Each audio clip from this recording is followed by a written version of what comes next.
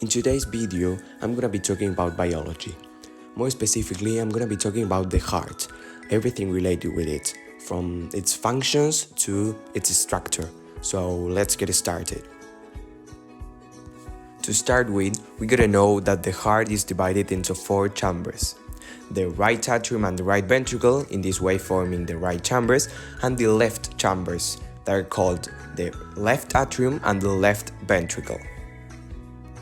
Now, knowing this, let's talk about these 4 chambers a bit more deeply. The right atrium is the first chamber of the heart to receive deoxygenated and carbon dioxide-rich systemic blood from the body. On the other hand, the left atrium is the first chamber to receive deoxygenated blood returning from the lungs. The right ventricle is the chamber of the heart that receives deoxygenated blood from the right atrium and pumps it under low pressure into the lungs through the pulmonary artery. On the other side, the left ventricle is the chamber of the heart that receives blood from the left atrium and pumps it out under high pressure through the aorta to the rest of the body. Now we know the function of all the chambers. If we put in order the work that each of the chamber does, we can form what is called as the double circulatory system. I know it seems as a long and complex name, but it's not that difficult to understand. Just let me explain. First of all, deoxygenated blood enters the right atrium from both the superior vena cava and the inferior vena cava. This causes an expansion of the right atrium. When the right atrium contracts, the tricuspid valve is opened. As a result of this, the blood flows from the right atrium into the right ventricle. When the right ventricle contracts, the blood is forced into the pulmonary artery due to the opening of the pulmonary semilunar valves.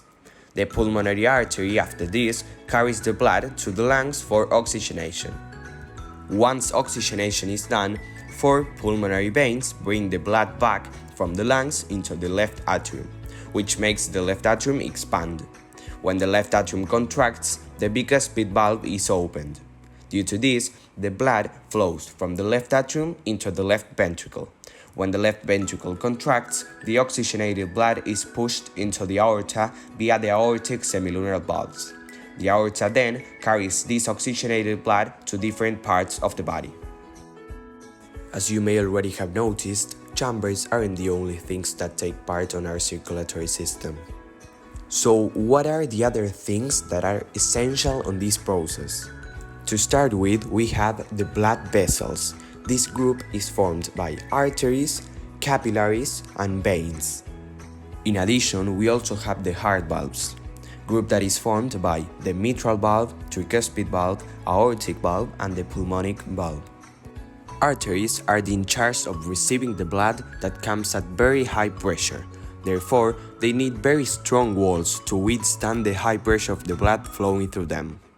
Capillaries are basically the division of arteries. These type of vessels are very small and can penetrate to every part of the body. Veins are the showing up of capillaries. When the blood gets to the veins, it does so at low pressure, so there is no need for them to have thick, strong and elastic walls. The mitral valve and tricuspid valve are located between the atria and the ventricles, and the aortic valve and pulmonic valve are located between the ventricles and the major blood vessels leaving the heart. Their function is to keep blood moving through the heart in the right direction. Apart from this, we also have the heart walls, that even though they are not directly related with the double circulatory system, they are pretty important for the heart. There are 3 different types of walls: the myocardium, endocardium, and pericardium. The myocardium is the wall that performs the contraction. It is also the one that gets the famous heart attack. It is the most muscular one and the thickest layer on heart. The endocardium is located in the inner part of the heart, and it also has endothelium, which has contact with blood. And the pericardium acts like a capsule surrounding the heart to protect it, and it also has coronary vessels which give nutrients to the heart. And last but not least, the coronary arteries are also something quite important for the heart, because they are the ones in charge of supplying the heart with oxygen and nutrients so that it can keep contracting and relaxing as it normally does. I hope you liked this video about the heart, and be ready because I'm gonna be uploading a new video about health soon. So bye everyone.